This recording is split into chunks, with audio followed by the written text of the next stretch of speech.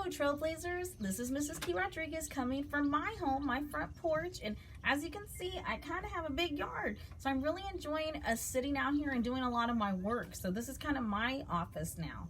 So today I'm reading to you What Do You Do with an Idea, written by Kobi, Yamada, illustrated by May Bessam. Now I'm going to take off my cover because I don't want to mess it up.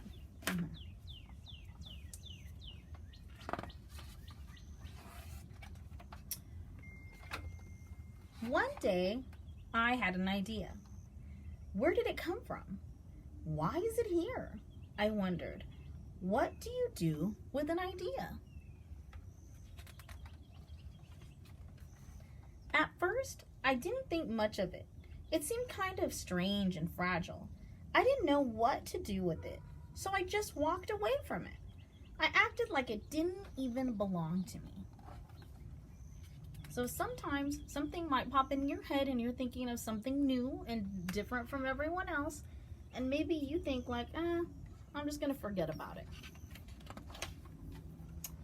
But it followed me. I worried what others would think. What would people say about my idea? I kept it to myself. I hid it away and didn't talk about it. I tried to act like everything was the same as it was before my idea showed up.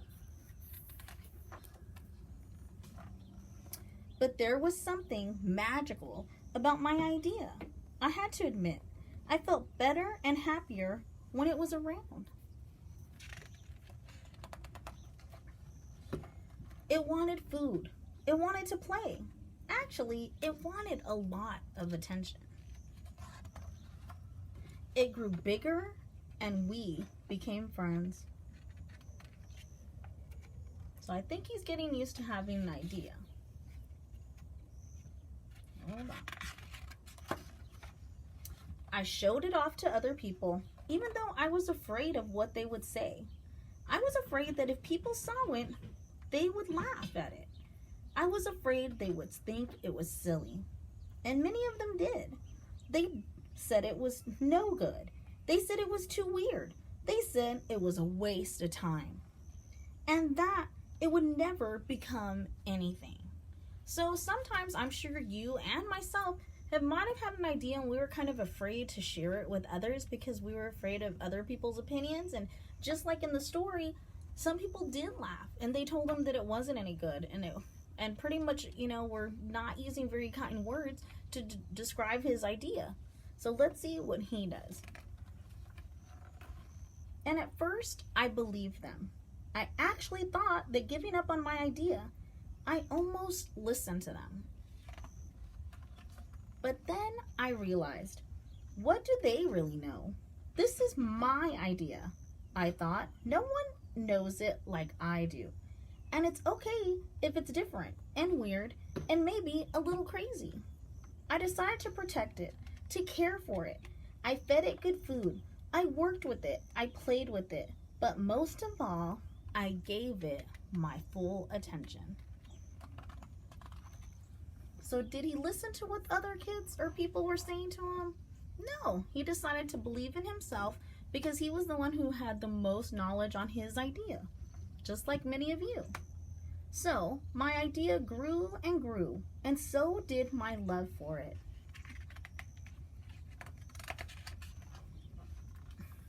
I built it a new house, one with the open floor, where it could look up at the stars, a place where it could be safe to dream.